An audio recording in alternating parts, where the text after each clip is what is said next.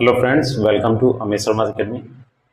UP triple C PET 2025 के लिए ये सीरीज़ है एमसीक्यूज वाली, जो यूथ कंपटीशन बुक है उसी का है। और इसमें आपको मैं हाईलाइटेड वाला पोर्शन करा रहा हूँ। तो इससे पहले भी काफ़ी वीडियोस मैंने अपलोड की हैं, आप चैनल पे जाके देख सकते हैं। बाकी घटना चक्र की मैंने थियोरेटिकल क्लास कराई हुई है, उसमें थ्योरी वाला चैप्टर वाइज कराए हैं उसमें भी, और ये भी आपका टॉपिक वाइज और प्लस चैप्टर वाइज रहेगा। तो आज हम करेंगे जो आपका जनरल साइंस आता है, जो सामान्य विज्ञान है। चलिए स्टार्ट करते हैं। देखिए, सामान्य विज्ञान इसमें तीनों पार्ट रहेंगे आपके, भौतिक विज्ञान, रसायन, जीव विज्ञान। देखिए, पहला इसमें पार्ट है मात्रक, मापन और मापक यंत्र। क्वेश्चन बहुत ही कम है इसमें। देखिए, निम्नलिखित में किस उपकरण का उपयोग भूमिगत जल दबाव को मापने और जल गुणवत्ता परीक्षण के लिए पानी का नमूना लेने के लिए किया जाता है? तो ऑप्शन नंबर बी, पैजोमीटर, पीजोमीटर होता है। तो ये पीजोमीटर जो होता है ये जल की गुणवत्ता और पानी का नमूना लेने के लिए यूज होता है। कि वायुमंडल दाब को मापने के लिए बैरोमीटर का उपकरण का यूज किया जाता है। अगला देखिए, यांत्रिकी। तो इसमें किसी वस्तु की गतिज ऊर्जा उसके गति बढ़ने के साथ क्या होती है? तो बढ़ती है। ऑप्शन नंबर ए। देखिए, यहाँ पे m और जो द्रव्यमान है, वेग से गतिशील वस्तु की गतिज ऊर्जा के बराबर हाफ mv² होता है। तो वस्तु की जो गतिज ऊर्जा थी वो सीधा इसमें वेग के सीधे समानुपाती होती है। तो जब ये बढ़ेगी तब ये बढ़ेगी। अगर बटे में होता तो उसमें एक बढ़ता एक घटता। इसे स्पष्ट है कि किसी भी व्यक्ति की वस्तु की गतिज ऊर्जा उसकी गति बढ़ने के साथ साथ बढ़ती है। नेक्स्ट है तीसरा क्वेश्चन, पदार्थों के गुण या आर्किमिडीज का सिद्धांत। Option number 3।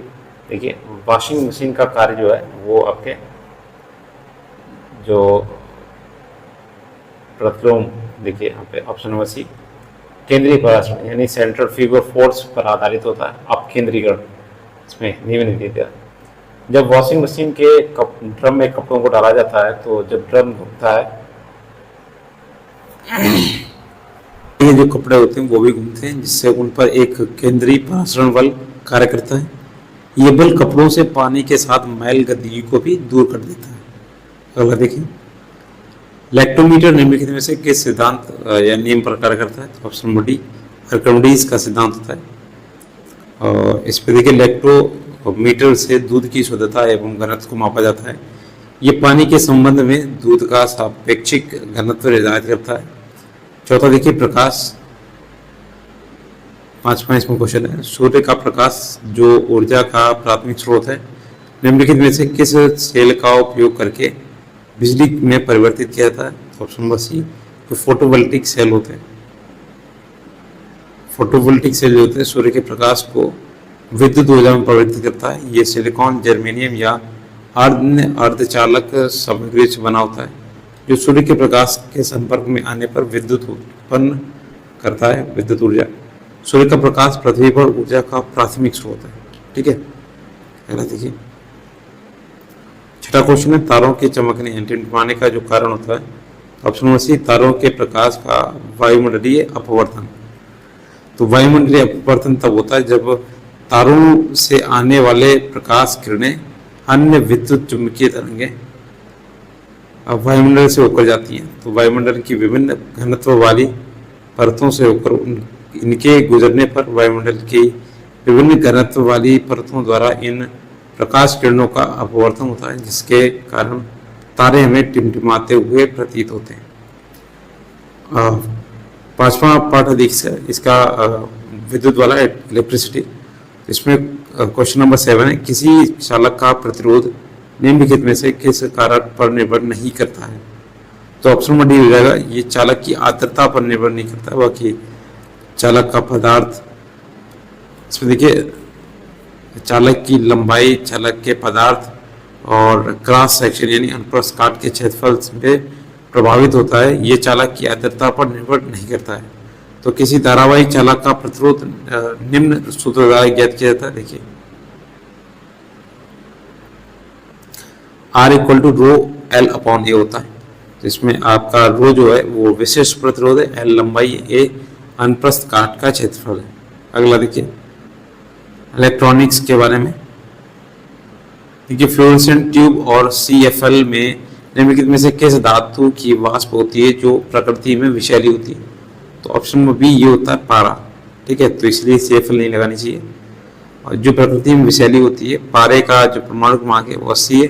पारा श्वेत रक्त की चमकदार धातु है इसमें। अगला देखिए, इसमें रासायनिक विज्ञान से संबंधित जो फैक्ट है, देखिए पदार्थ की अवस्थाएं जो हैं, स्टेट ऑफ मैटर्स। देखिए 9वां क्वेश्चन है, मिल्क ऑफ मैग्नीशिया किस प्रकार का कोलाइड है? तो ऑप्शन नंबर बी ये सॉल टाइप का है और इसका उपयोग अपच, पेट की खराबी, सीने की जलन से राहत पाने के लिए किया जाता है, जो हम लोग इनो का प्रयोग करते हैं। अगला देखिए परमाणु संरचना, जो कार्बन की परमाणु सन्निहित है, ये ऑप्शन नंबर डी 12 में। तो ये आपकी कार्बन की 3 प्राकृतिक समस्थानिक है, 6C12, 6C13 और 6C14। ठीक है, तो कार्बन की परमाणु सहिति है 12। अगला देखिए विद्युत अपघटन यानी विद्युत रासायनिक श्रेणी। तो 11 नंबर क्वेश्चन है, भोजन के डिब्बों यानी कैन पर जिंक के स्थान पर निम्नलिखित में से किस धातु का लेप किया जाता है? तो ये देखिए आपका इसमें टिन का होगा। ऑप्शन नंबर देखिए डी, भोजन के डिब्बों पर जिंक के स्थान पर टिन धातु का लेप किया जाता है, क्योंकि जस्ता अत्यधिक अभिक्रियाशील होता है, जो भोजन में अम्ल या क्षार जैसे यौगिकों के साथ प्रतिक्रिया करता है, जिससे भोजन जहरीला हो जाता है। नंबर, एल्यूमिनियम की मोटी ऑक्साइड पर बनाने की एक प्रक्रिया जो है उसे बोलते हैं anodization. Option number A, anodization aluminium की मोटी ऑक्साइड परत बनाने की एक प्रक्रिया है। यह एक विद्युत रासायनिक प्रक्रिया जिसमें एल्यूमिनियम की सतह पर ऑक्साइड की मोटी परत बनाकर उसे मजबूत और टिकाऊ बनाया जाता है। एंड एनोडाइजिंग एल्यूमिनियम की तहत सतह पर एक सुरक्षात्मक परत बनाने की प्रक्रिया है, जो इसे संरक्षण से बचाने में मदद करती है। अगला देखिए कार्बनिक यौगिक एवं उनके अनुप्रयोग। देखिए कच्चे आमों में निम्नलिखित में से कौन सा अम्ल पाया जाता है? तो ये आपका देखिए ऑप्शन नंबर सी हो जाएगा, यानी टार्टरिक एसिड। देखिए एसिटिक एसिड आपके छिड़काव में होता है, फार्मिक एसिड मधुमक्खी और चींटी के डंक में होता है, टार्टरिक एसिड कच्चे आम में, मैलिक एसिड सेब में। अगला देखिए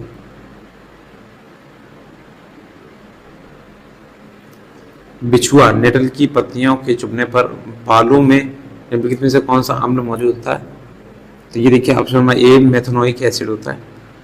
ये नेटल होती है, एक पत्तियों को चुभने से होता है। फॉर्मिक एसिड जिसे मेथनोइक एसिड के रूप में जाना जाता है, ये रंगहीन तरल है जिसमें तीखी गंध और स्वाद खट्टा होता है इसका। नेक्स्ट देखिए इसमें निम्नलिखित में से कौन सा कार्बनिक यौगिक मानव शरीर में प्रोटोप्लाज्मा को जन्म देता है?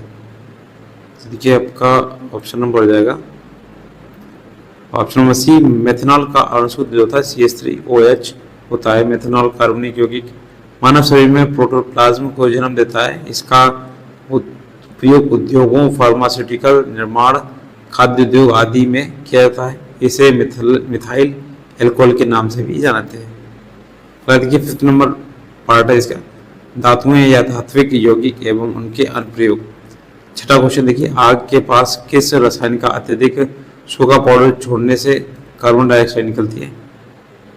देखिए आपका ऑप्शन नंबर हो जाएगा डी वाला, सोडियम बाइकार्बोनेट। नेक्स्ट देखिए, और ये आपका सोडियम बाइकार्बोनेट एक एंटासिड है जिसका उपयोग सीने में जलन और एसिड अपच से राहत पाने के लिए किया जाता है। इसका रासायनिक सूत्र NaHCO3 होता है। अब देखिए जीव विज्ञान से जो भी फैक्ट है, निम्नलिखित में से किस जानवर में अच्छी तरह से विकसित जल संवेदी तंत्र होता है? ये जंतु जगत से संबंधित देख रहे हैं, तो ऑप्शन नंबर ए स्टारफिश। अगला देखिए, ये स्टारफिश होती है जो जल के दबाव का प्रयोग कर प्रचारण, भोजन और श्वसन जैसी गतिविधियों में मददगार होती है। ये संघ एकाइनोडर्मेटा वर्ग का समुद्री आकाशेरुकी प्राणी है। इसकी ऊपरी त्वचा कैल्शियम कार्बोनेट की बनी होती है। अगला देखिए 18 नंबर क्वेश्चन, उस प्रक्रिया का नाम बताइए जिसमें टेडपोल वयस्क मेढकों में विकसित होते हैं। तो ऑप्शन नंबर ए कायांतरण यानी मेटामॉर्फोसिस। अगला देखिए, ये किसी जीव के जन्म के समय या अंडे सेने के बाद वयस्क अवस्था में पहुंचने की जैविक प्रक्रिया है। इसमें जानवर के शरीर में अचानक परिवर्तन होता है। मेढक जंतु के वर्ग एम्फीबिया यानी एम्फीबियन जो उभयचर का प्राणी है जो कि जल तथा थल दोनों में रह सकता है। नेक्स्ट देखिए, रुधिर परिसंचरण तत्व जो आपका ब्लड सर्कुलेटरी सिस्टम है उसमें देखिए रक्त द्वारा ऑक्सीजन का परिवहन निम्नलिखित में से किसकी सहायता से होता है। ये देखिए आपका ऑप्शन नंबर ए इरिथ्रोसाइट, और ये आपका इरिथ्रोसाइट्स में हीमोग्लोबिन नामक प्रोटीन होती है जिसे स्वयं से ऑक्सीजन को बांधता है और इसे फेफड़ों से शरीर के अन्य भागों तक पहुंचाता है। अगला देखिए 20 नंबर, सेस्मोमैनोमीटर का उपयोग निम्नलिखित में से किसे मापने के लिए किया जाता है। तो ऑप्शन नंबर ए रक्तचाप को नापने के लिए किया जाता है, और रक्तचाप नापने में किया जाता है। मानव शरीर में सामान्यतः रक्तदाब 120 जो सिस्टोलिक होता है दबाव तथा 80 डायस्टोलिक दबाव होता है, 12 ही होता है दोनों में। और सिस्टोलिक दबाव जो रक्तचाप का उच्चतम स्तर, डायस्टोलिक दबाव रक्तचाप का निचला स्तर होता है। अगला देखिए अब तंत्रिका तंत्र तीसरा पार्ट देखिए 21 नंबर, मानव मस्तिष्क में दो न्यूरॉन्स के बीच के अंतर को निम्नलिखित में से किस नाम जाना है। तो ये सिनेप्स होता है, और इसमें देखिए न्यूरॉन्स और मांसपेशी कोशिका के बीच एक सिनेप्टिक कनेक्शन को न्यूरो मस्कुलर जंक्शन कहा जाता है। अगला देखिए